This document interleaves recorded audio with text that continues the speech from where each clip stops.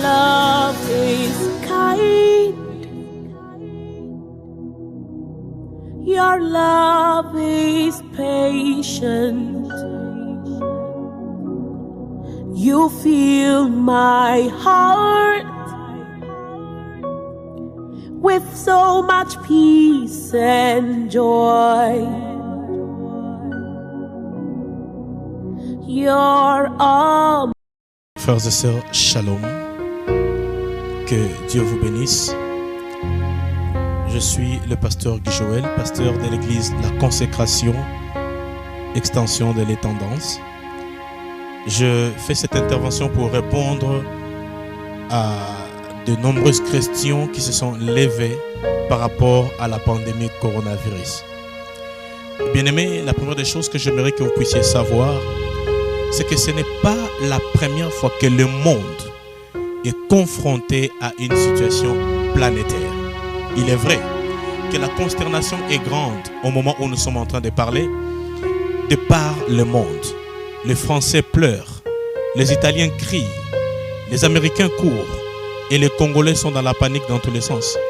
Et tout ça, ce n'est pas la première fois. Peut-être pour notre génération, mais déjà bien avant, il y a eu des situations qui ont bougé le monde entier. Écoutez ce que dit le sage dans l'Ecclésiaste. Prenons nos Bibles dans Ecclésiaste chapitre 1er. Écoutons ce que la Bible est en train de dire. Il dit dans Ecclésiaste chapitre 1er, parole de l'Ecclésiaste, fils de David, roi de Jérusalem. Vanité de vanité, tout est vanité. Quel avantage revient-il à l'homme de toute la peine qu'il se donne sous le soleil? Une génération s'en va, une autre vient, et la terre subsiste. Le soleil se lève, le soleil se couche. Il soupire après le lieu d'où il se lève de nouveau. Le vent se dirige vers le midi, tourne vers le nord, puis il tourne encore et reprend le même circuit. Tous les fleuves vont à la mer et la mer n'est point remplie. Il continue à aller vers le lieu où il se dirige. Toutes choses sont en travail, au-delà de ce que l'on peut dire. L'œil ne se fatigue, ne se rassasie pas de voir, et l'oreille ne se lasse pas d'entendre. Ce qui était, et c'est là ce qui est encore plus important. Il dit ce qui était, c'est ce qui sera. Il dit et ce qui s'est fait, c'est ce qui se fera. Il n'y a rien de nouveau sous le soleil. Peuple de Dieu, nous avons connu déjà, ou du moins le monde a déjà connu de situations planétaires désastreuses. Du temps de Noé, vous le lisez dans la Bible, la terre a été décimée par les eaux. À part le temps de Noé, la ville de Sodome et de Gomorrhe ont été brûlées. Les gens ont été dans la consternation comme aujourd'hui. Bien aimé, ce qui s'est fait maintenant n'est pas quelque chose de nouveau. Et même, il y a des pires qui vont arriver après cela. Par rapport à ça, je veux répondre à des groupes. Le premier groupe, c'est le groupe de ceux, des enfants de Dieu, qui sont en train de se lamenter par rapport à la décision administrative sur les églises. Écoutez, peuple de Dieu, j'ai vu dans Facebook, j'ai vu dans WhatsApp, plusieurs personnes se lever en disant lèvons-nous contre la fermeture des églises, non à la fermeture des églises. D'autres personnes pointent déjà Satan en disant que ce sont des décisions sataniques de fermer les églises. Les églises vont être fermées. On parle de la fermeture de l'église. Aux enfants de Dieu, je vais répondre à cette question et après, je parlerai à tous qui ne s'intéressent pas tellement aux choses de Dieu et qui vivent comme si la vie sur terre était la finalité de la vie de l'être humain. Alors sans plus tarder, venons aux enfants de Dieu. Bien-aimés, la Bible dit, et ici c'est le Seigneur Jésus-Christ lui-même qui est en train de parler. Jésus dit, je bâtirai mon église et les portes de l'enfer ne prévaudront point contre elle. Celui qui a bâti l'église, c'est Jésus. Et l'église n'est pas à confondre avec les bâtiments bâtiment où nous nous réunissons pour célébrer le Seigneur Jésus-Christ. Lorsque les chrétiens disent que non à la fermeture des églises, que nous puissions nous lever contre la fermeture des églises, que les chrétiens se soulèvent, il n'y a pas de quoi se soulever. C'est un problème tout simplement de connaissance de la nature de l'église. Il ne faut pas faire de l'amalgame et pas de confusion. Parce que l'église, en fait, ce n'est pas les bâtiments. Mais l'église, c'est le corps invisible du Christ. L'église, ce n'est pas les immeubles et les établissements que nous avons bâtis de nos mains. Souvenez-vous que Dieu a dit qu'il n'habite pas des maisons faites des mains d'hommes. Et si vous dites que l'église, ce sont les bâtiments que nous avons construits, pensez-vous que les maisons, les églises construites en matériaux durables, avec des splits, des écrans géants et autres, seraient plus spécial que des églises où les gens se réunissent sous un arbre avec quelques plantes mises à gauche et à droite pour montrer les délimitations? Non, Dieu n'habite pas les maisons faites de mains d'hommes. Et quand on dit fermeture des églises, c'est une décision administrative pour juste fermer le lieu où les enfants de Dieu se rassemblent et non l'église. Cette pensée peut amener les chrétiens à croire qu'ils n'auront plus le temps de se retrouver, de prier, qui n'auront plus la possibilité d'adorer Dieu et par conséquent entrer dans la froideur, entrer dans un moment où ils ne prieront plus. Et ensuite, qu'est-ce qui viendra après? La distraction. Qu'est-ce qui viendra après? La tiédeur. Qu'est-ce qui viendra après? Les refroidissements et l'abandon de la foi. Bien-aimés, l'église, ce n'est pas les bâtiments. D'ailleurs, regardez, aujourd'hui, ces bâtiments ont perdu de leur valeur. Tous ces bâtiments qui étaient embellis avec des splits et tout. Le Seigneur n'est pas là-dedans. Si le Seigneur n'habite pas vos cœurs, enfants de Dieu, il n'habitera pas ces bâtiments que vous avez construits. Le Seigneur, c'est nous qui l'amenons dans ces bâtiments. Et comme j'étais en train de dire, l'église, c'est le corps invisible de Jésus-Christ. C'est l'ensemble des rachetés. L'ensemble de ceux qui ont donné leur cœur à Jésus. L'ensemble de ceux qui ont donné leur vie à Jésus. Et ces personnes-là, on n'a pas des effectifs dans nos églises de ces personnes. Lui seul a l'effectif de ces personnes-là. Parce que c'est lui qui connaît le cœur. Parce que c'est lui qui sait qui l'a réellement reçu dans sa vie, qui croit en lui et qui est enfant de Dieu. Et ces personnes, c'est lui seul qui les connaît. C'est lui qui a le nom de ces gens-là, de ces personnes-là. Je sais que moi je fais partie. Je crois que toi tu en fais partie. Bien-aimé, ne pense pas que l'église est fermée. L'église ne peut pas être fermée. En aucun cas et jamais l'église de Jésus-Christ sera fermée par une décision administrative. C'est le bâtiment qui est fermé. C'est l'enceinte qui est fermée. Et non l'église de Jésus-Christ. Je bâtirai mon église. Souvenez-vous de ça. Souvenez-vous de ça. Je bâtirai mon église et les portes de l'enfer ne prévaudront point contre l'église. Quel que soit le combat, peuple de Dieu, quelle que soit la lutte, quel que soit l'adversaire, l'église ne peut être fermée.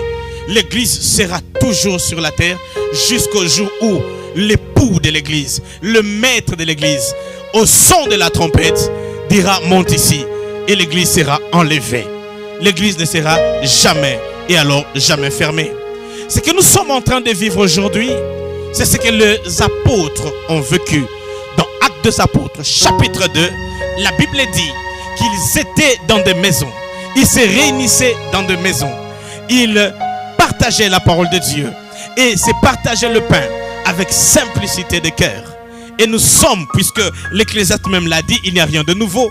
Nous sommes en train de revivre ce qui s'est passé en ces temps-là, où l'église ne peut pas se rassembler aussi facilement. Alors dans des maisons, avec des cantiques, avec des cantiques d'adoration, avec des prières, avec les enseignements des apôtres, ils partageaient le pain avec simplicité de cœur. C'est dans ça que nous sommes en train de nous retrouver.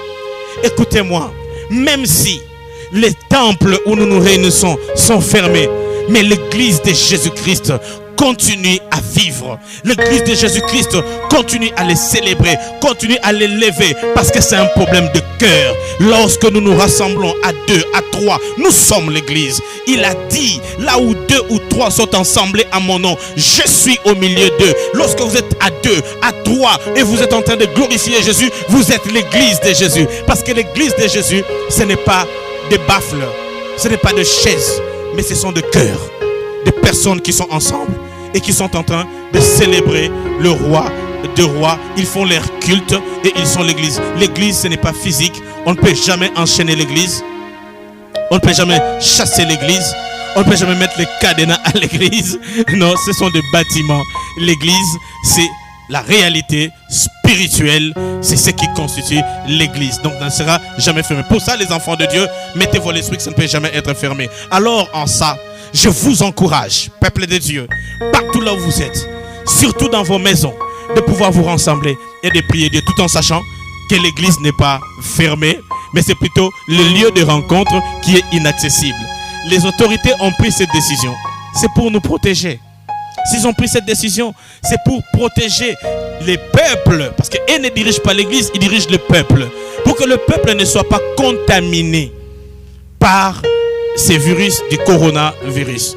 Mais l'église, quant à lui, l'église fonctionne, l'église elle est vivante, l'église elle est libre. Et d'ailleurs, on a même plus de temps maintenant de célébrer Jésus.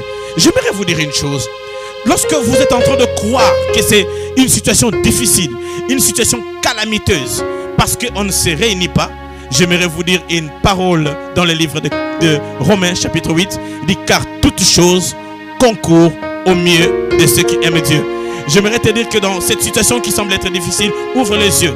Tu verras qu'il y a quelque chose, une brèche que Dieu a placée pour que tu puisses célébrer Dieu comme il faut. Chez moi à la maison, nous avons plus de temps d'avoir des prières en famille que nous l'avions il y a de cela quelques temps.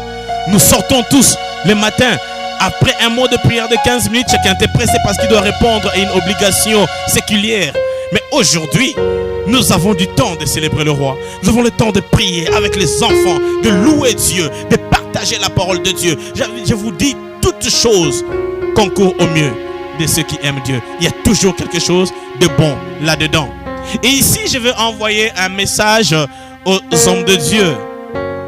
Les hommes de Dieu qui servent le Seigneur, mais aussi ceux qui donnent l'impression de vouloir servir Dieu avec un zèle qui semblerait un peu excessif. Beaucoup de personnes disent, nous ne prêchons pas. Nous n'avons pas l'occasion de prêcher. À l'église, on ne nous donne pas la chair. Mais aujourd'hui, la chair n'est plus seulement la chair qui est dans la paroisse. Aujourd'hui, les chairs se sont multipliées. Vous avez l'opportunité de prêcher dans vos maisons, dans vos familles. L'opportunité vous est donnée. Chers évangélistes, chers docteurs, chers pasteurs, chers frères zélés, prêchez à la maison. Nous venons souvent à l'église et nos familles ne connaissent pas Jésus. Mais voilà qu'un réveil peut bouillonner maintenant en commençant dans des maisons, en commençant dans des familles. Lorsque chaque chrétien s'élève, il prend la Bible, il dit à son père, à sa mère, à ses frères, à ses sœurs que Jésus-Christ vous aime. Donnez vos vies à Jésus. S'il voulait prêcher les mardis à l'église, qu'il prêche là dans sa maison, qu'il prêche chaque matin, qu'il parle de la Bible, qu'il parle de Jésus, que son zèle se rallume davantage. Écoutez ce que la Bible dit. Il persévérait. Nous devons persévérer. Et nous devons persévérer dans quoi? Dans les enseignements. C'est le moment où le pasteur vous devez envoyer des messages dans des WhatsApp, dans des Facebook. C'est le moment où les frères doivent se lever, mettre la vie de prière à la maison. Ce qu'ils disaient hier, que vous ne voulez pas prier, ils ont maintenant leurs frères et leurs sœurs à la maison pour pouvoir prier. Un grand réveil pénètre pendant ce moment. Si l'église comprend que nous devons servir Dieu et que l'église n'est pas liée, l'église n'est pas fermée. Si nous comprenons ça, un puissant réveil, je le dis, un puissant réveil pénètre. Que le Dieu de gloire réveille la flamme de l'évangile dans chacun de nous. Et que chacun dans sa maison, chacun dans sa famille puisse se donner à Dieu. Nous ne voulons plus avoir des évangélistes qui ne gagnent pas de âmes. Des évangélistes qui n'ont pas l'évangile. Nous ne voulons plus avoir des docteurs qui n'enseignent pas. Nous ne voulons plus avoir des prophètes sans prophétie. Le temps est venu que nous puissions servir Dieu et nous donner à Dieu, chers serviteurs de Dieu. Et maintenant, je vais parler à nos bien-aimés qui n'aiment pas suivre la voie de Jésus. Voilà qu'il y a maintenant un virus qui vous fait trembler. Lorsqu'on vous disait hier qu'il faut donner la vie à Jésus, qu'il faut suivre Jésus, qu'il est mieux d'avoir Jésus que tous les biens de ce monde, certaines personnes ne nous croyaient pas. Lorsqu'on disait qu'il y aura une fin pour toutes choses, qu'un jugement dernier viendra.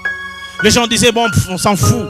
C'est quoi le jugement dernier? On vit, on sait, chaque jour, c'est la même chose, c'est le même scénario. Et il n'y a pas de jugement dernier, Dieu n'existait pas et tout. Ok, mais nous avons vu comment un virus qui hier d'ailleurs, on n'en parle même pas. Je ne dirais pas n'existait pas parce que ça existait déjà. Mais seulement on ne l'avait pas encore lancé. J'y reviendrai. Mais tout ce qui disait que Dieu n'existait pas, qu'il n'y aurait rien. Aujourd'hui, vous avez peur du coronavirus. Vous avez peur du Covid-19. Mais pourquoi vous avez peur de ça? Mais il y a bien des choses plus graves que le Covid-19. C'est l'enfer. Écoutez-moi, peuple de Dieu. Jésus avait déjà annoncé des calamités qui viendraient sur la terre. Des problèmes qui viendraient sur la terre. Et même des problèmes bactériologiques. Jésus a parlé de situations naturelles qui seront désastreuses. Il a parlé des situations sociales. Allons un peu dans Matthieu, chapitre 24. Lisons la parole de Dieu. Matthieu, chapitre 24. Je vais commencer à partir du verset 5e. Je vais aller jusqu'au verset 14. La Bible dit ceci, lisons. Car plusieurs viendront sous mon nom, disant, c'est moi qui suis le Christ. Et ils séduiront beaucoup de gens. Vous entendrez parler de guerre et de bruits de guerre. Gardez-vous d'être troublés, car il faut que ces choses arrivent. Mais ça ne sera pas encore la fin. Une nation s'élèvera contre une autre, un royaume contre un royaume. Et il y aura en divers lieux des famines, des tremblements de terre. Tout cela ne sera que les commencements de douleur. Alors, on vous livrera au tourment et l'on vous fera mourir et vous serez haïs de toutes les nations à cause de mon nom. Alors aussi, plusieurs succomberont et ils se trahiront, se haïront les uns les autres. Plusieurs faux prophètes s'élèveront et ils séduiront beaucoup de gens. Et parce que l'iniquité se sera accrue, la charité du grand nombre se refroidira. Mais celui qui persévérera jusqu'à la fin sera sauvé. Cette bonne nouvelle du royaume sera prêchée dans le monde entier pour servir de témoignage. Je vais d'abord m'arrêter là. Lorsqu'il annonce des conséquences cataclysmiques, vous savez que l'ouragan Katrina a fait autant de morts aux États-Unis. Les tremblements de terre, tous ces problèmes se sont levés comme le Seigneur avait dit. Ici, il donne des signes. C'est vrai, nous ne savons pas quand est-ce que le Seigneur reviendra. Mais il y a des signes qui montrent que Jésus va revenir.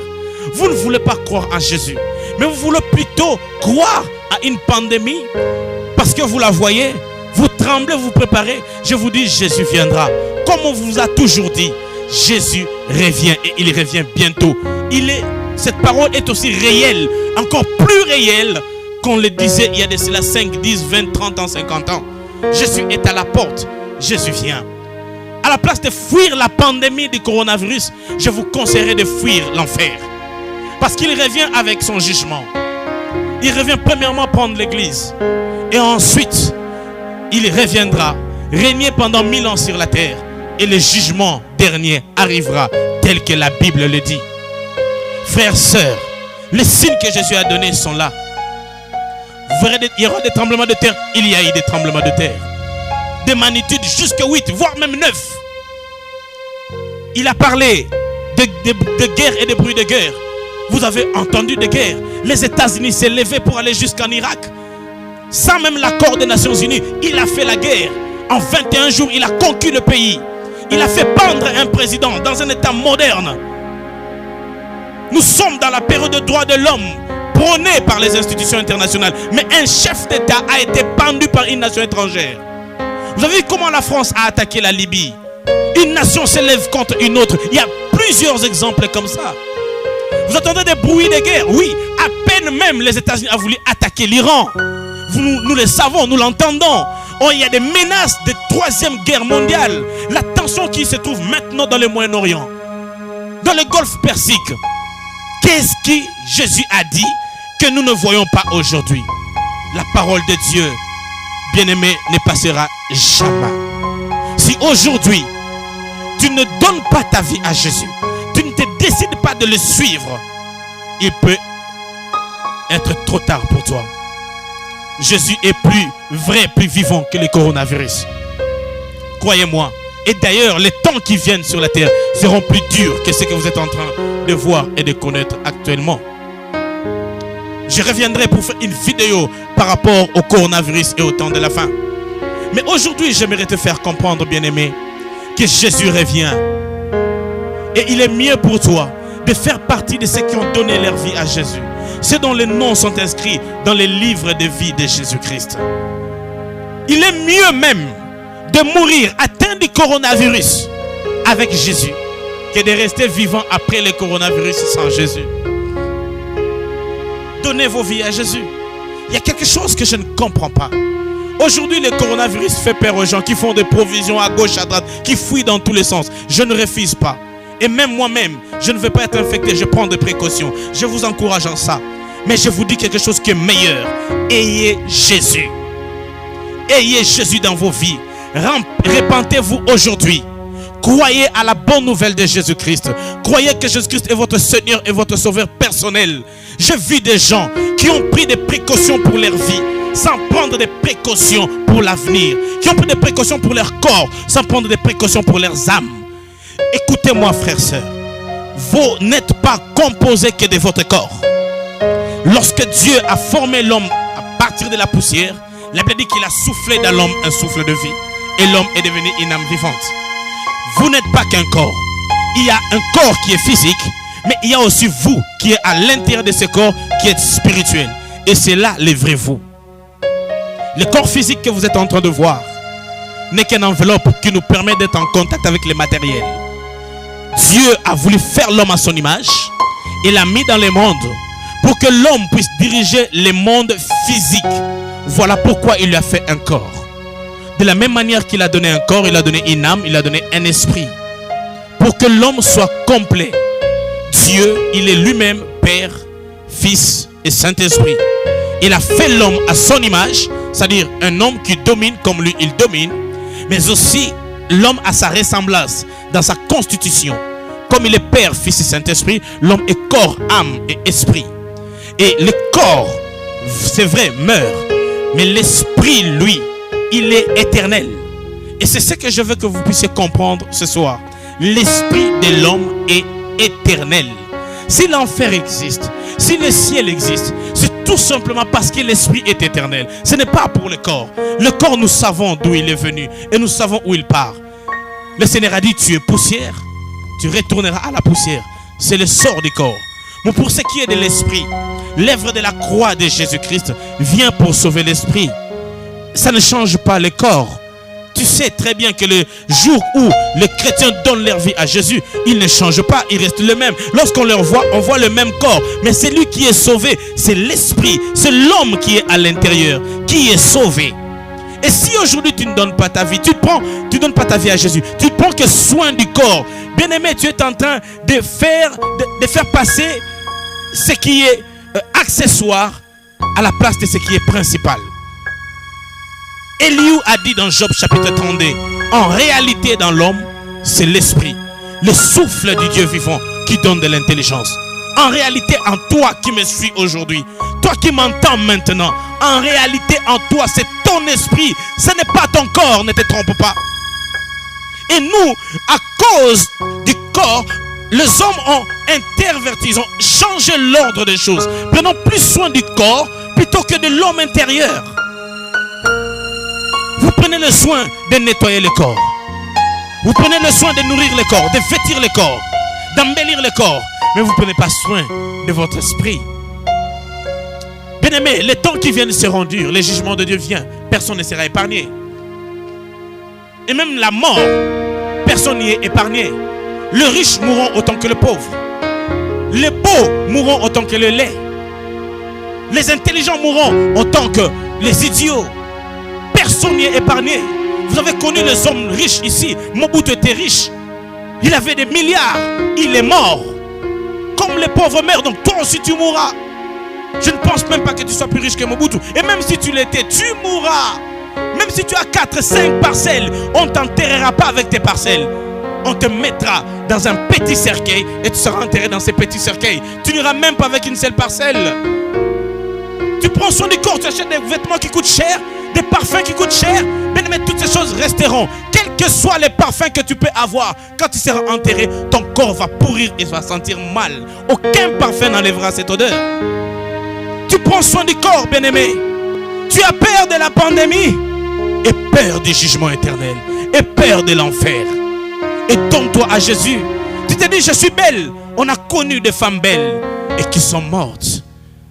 On a connu des femmes. Diana était belle, elle est morte. Tu es intelligent. On a connu des professeurs Liao, on a connu des hommes intelligents. Franklin Roosevelt est mort. Isaac Newton est mort. Martin Heidegger est mort. Qui encore? Albert Einstein, Alfred Nobel. Tous ces gens sont morts. Kleczkowski est mort. Les hommes intelligents sont morts et leur intelligence est passée. Je parle ici aux professeurs d'université, à tous ceux qui s'estiment être intelligents. Vous allez mourir. Du corona ou pas, vous mourrez. Maintenant qu'on fuit les corona, mais qu'est-ce que vous faites de votre vie? Qu'est-ce que vous faites de votre esprit? Lui, il est éternel. C'est lorsque l'esprit se sépare du corps qu'on se rend compte qu'on est là. On n'a plus de contact avec le physique, mais on est là. Bien aimé, il y a aussi des gens qui rêvent en se disant, lorsque je vais mourir, eh bien on viendra, on fera un culte, on priera pour que j'aille au ciel. Je dis non. La Bible dit, il est réservé à un homme de mourir une seule fois. Après quoi vient le jugement. Personne ne peut prier pour vous. Ces choses qui sont faites ne sont qu'un grand mensonge satanique. On ne peut prier pour personne pour que son âme soit sauvée. Non. Non. Vous devez donner votre vie à Jésus pendant que vous êtes vivant. Changez votre marche pour que vous soyez sauvés. On se donne trop au corona. Ce n'est pas le corona qui est plus dangereux. C'est l'enfer qui est plus dangereux. Et il est temps pour vous de donner votre vie à Jésus-Christ. Votre intelligence, votre beauté, tout ça ne peut rien faire, ne peut rien changer. Votre richesse ne peut rien changer. Donnez vos vies plutôt aujourd'hui à Jésus-Christ de Nazareth. Il y a des gens qui payent des avions, qui vont en vacances en France, aux États-Unis, des parents qui font des projets pour leurs enfants. Il dit, mon enfant sera docteur, mon enfant sera médecin, sera juriste. Oui, ce sont des projets du corps, mais quels sont les projets de l'esprit? Quels sont les projets de l'âme que vous faites pour vos enfants? Vos enfants, vous préparez des vacances aux États-Unis. D'ailleurs, aujourd'hui, ils ne peuvent même plus partir. Bon, on va préparer, il va aller faire ses études supérieures en France. Oui, mais où est-ce qu'il va aller vivre après la mort? Ça, vous ne pensez pas? Vous faites aucun projet sur l'avenir de vos enfants, l'avenir de leurs âmes, de leur esprit. Vous prenez soin de leur corps et puis de leurs âmes. Il est temps que vous prêchiez Jésus. D'abord que vous-même vous vous convertissez. Vous donnez vos vies à Jésus-Christ. Et il est temps que vous-même aussi, vous puissiez emmener vos enfants à croire en Jésus-Christ. Maintenant que vous êtes à la maison, croyez en Jésus. Je vais parler pendant 2-3 minutes du coronavirus. C'est une invention humaine. Ce sont des hommes qui l'ont fait. Ils veulent asseoir le gouvernement mondial, le nouvel ordre mondial. Tout ça, ce n'est pas encore la fin. Ce n'est pas non plus la colère de Dieu. C'est l'établissement du royaume de Satan sur la terre. Mais toutes ces choses-là, sont des choses qui sont en train de montrer que Jésus arrive. Et arrive certainement. Bien-aimés, préparez-vous par rapport au salut de Jésus-Christ. Prenez des précautions pour ne pas être contaminé. Mettez la nourriture à la maison. Mais lorsque vous êtes à la maison, donnez vos vies à Jésus. Bien-aimés, l'avenir de vos enfants, l'avenir spirituel de vos enfants, de votre propre vie, de votre épouse est plus important que l'avenir corporel. Parce que la vie sur terre, même si vous échappez au coronavirus, elle reste quand même très courte. 60 ans, 70 ans, 80 ans, 100 ans. Qu'est-ce devant l'éternité? Bien-aimés, c'est maintenant que vous devez penser à l'éternité de vos âmes plutôt que le soin simplement de vos corps. C'est pas mauvais de prendre soin du corps, mais faites passer d'abord ce qui est primordial, l'esprit. Job chapitre 32 dit, en réalité dans l'homme, c'est l'esprit.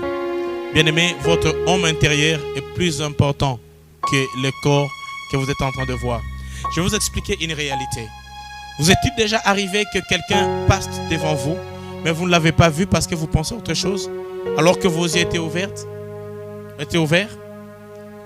Vous avez déjà remarqué qu'une personne peut faire signe de loin, vous regardez dans sa direction, mais votre intention n'est pas là et vous ne le voyez pas? Quelqu'un vous a déjà dit, tu m'as vu, tu ne m'as pas salué à Kinshasa ou en Lingala, nous disons Obetinga Kara, alors que vous êtes sincère? C'est tout simplement parce que votre homme intérieur ne les regardait pas. Les yeux étaient fixés vers lui, mais l'homme intérieur ne les regardait pas. C'est pour vous dire que le vrai vous, ce n'est pas l'enveloppe de l'extérieur, mais c'est plutôt celui qui est à l'intérieur, votre esprit. Le Seigneur détruira les corps. Bien-aimés, il est temps aujourd'hui que vous pensiez à lui donner votre vie, à lui donner votre cœur. Et comme je dis, de prendre un temps dans la prière où vous prenez l'humilité devant le Créateur et vous reconnaissez vos péchés. Vous lui demandez d'entrer dans Apocalypse chapitre 3, le verset 20. Il dit, voici, je me tiens à la porte et je frappe. Si quelqu'un entend ma voix et ouvre, j'entrerai chez lui. Je souperai avec lui et lui avec moi. Retenez, il n'a pas dit que je déjeunerai avec lui. Il n'a pas dit que je dînerai avec lui. Il a dit que je souperai avec lui. Quand tu parles de souper, c'est le repas du soir. Allez-y comprendre que nous sommes au temps de la fin. Et le Seigneur Jésus est prêt à souper avec toi. Pendant même que je parle, il frappe à la porte de ton cœur. Si tu es là, tu as donné ta vie à Jésus et que ta vie, tu la conduis comme tu veux. Tu t'en fous de Jésus, tu commets des fautes, des mal. Tu vis dans les péchés. Je te prie de reconsidérer ton engagement avec Jésus-Christ. Je te le supplie même. Et si tu n'as jamais donné ta vie à Jésus, je veux que tu donnes ta vie à Jésus aujourd'hui. Tu te dis, j'ai beaucoup de questions, pasteur, je vais poser. Oui, mon numéro sur Kilamba, tu peux appeler. Posez tes questions, je répondrai. Mais pour ce qui est d'autres vidéos, dans 6 jours, je vais mettre une vidéo où je parlerai de l'église du temps de la fin, l'église de Laodicée. Après cette vidéo, je parlerai du coronavirus, du nouvel ordre mondial. Comme je vous dis là maintenant, le coronavirus n'est pas une maladie naturelle. Non, ce sont des conspirateurs. Ceux qui veulent asseoir le gouvernement mondial, ceux qui veulent asseoir le nouvel ordre mondial qui ont lancé le coronavirus. Avec les implications spirituelles, économiques, financières, politiques. Tout ça, c'est pour, et même religieux, c'est pour asseoir le nouvel ordre mondial. Nous ne nous laisserons pas ébranler par ces choses. Et nous savons que ce qui est plus important pour nous, ce n'est pas la mort du coronavirus, mais c'est plutôt la vie éternelle avec Jésus-Christ de Nazareth. Je vous invite à faire cette même considération que moi, de donner plus d'importance à ça, de savoir que Jésus revient. Si vous vous cachez du coronavirus, vous pouvez mourir d'autre chose. Il y a des hommes qui meurent des accidents. Et même pendant le coronavirus, d'autres meurent du paludisme, d'autres meurent de tuberculose, du sida. Plusieurs maladies, les gens sont en train de mourir. Tous ne meurent pas du coronavirus. Tous ne meurent pas du coronavirus. Bien-aimés, vous mourrez. Même après le coronavirus, vous mourrez. Mais ce qui est plus important, c'est de mourir avec Jésus. Les chrétiens, oui, ils peuvent être infectés du coronavirus. Je vois beaucoup d'interventions de pasteurs. Je ne les critique pas, je ne les attaque pas. Mais je dis la vérité, que Jésus peut permettre qu'un chrétien soit atteint du coronavirus et qu'il meure même. Ce qui est plus important, c'est son âme. Si son âme va à Jésus, c'est ce qui est plus important. C'est ce qui est plus important. Protégez-vous du coronavirus. Oui, mais gardez Jésus en vous. Donnez vos vies à Jésus. Même si vous êtes atteint. D'ailleurs, ce n'est même pas tout le monde qui est atteint du coronavirus qui meurt. Il y a des gens qui sont atteints et qui sont sauvés. Tu es atteint du coronavirus, nous pouvons prier pour toi et que Jésus te guérisse. Parce qu'il a ressuscité des morts. Qu'est-ce le coronavirus? Smith Wigglesworth, on avait placé sur lui des germes de bactéries sur sa main. Et tous ces germes ont été regardés au microscope et c'était mort. Pourquoi? Parce que la puissance du Saint-Esprit peut détruire les bactéries, les virus, plus que même les médicaments que nous utilisons. qui est le désinfectant de ce monde. Jésus peut te guérir, mais tu peux aussi mourir. Je te dis la vérité, ce qui est plus important, c'est que ta vie soit donnée à Jésus. Si tu n'as jamais donné ta vie à Jésus, que tu as donné ta vie à Jésus, mais tu te conduis dans le péché, j'aimerais que tu fasses cette prière avec moi. Là où tu es, ferme tes yeux. Que ton cœur soit tout simple et humble devant le Seigneur Jésus-Christ. Dis avec moi, Seigneur Jésus, je reconnais que je suis un pécheur. Je reconnais que j'ai mal conduit ma vie. Je reconnais que j'ai conduit ma vie moi-même. Aujourd'hui, Seigneur, je reconnais que tu es venu dans le monde, que tu es mort à la croix de Golgotha à cause de mes péchés. Je reconnais que Dieu t'a ressuscité des morts pour le salut de ma vie. Je te reçois dans mon cœur comme mon Seigneur et mon Sauveur personnel. Je te prie d'écrire mon nom dans le livre de vie de l'agneau. Seigneur Jésus, qu'au jour de ton retour, au son de la trompette, que je sois enlevé avec l'Église. Que je sois membre de l'Église. Au nom de Jésus-Christ, j'ai ainsi prié. Amen. Maintenant que tu as fait cette prière, tu peux être garanti dans ton cœur que tu es enfant de Dieu. Et si tu as des questions dont tu veux avoir des réponses, mon numéro est là. Tu peux appeler et nous allons prier ensemble et répondre à tes questions. Que le Dieu que nous servons vous bénisse. Amen.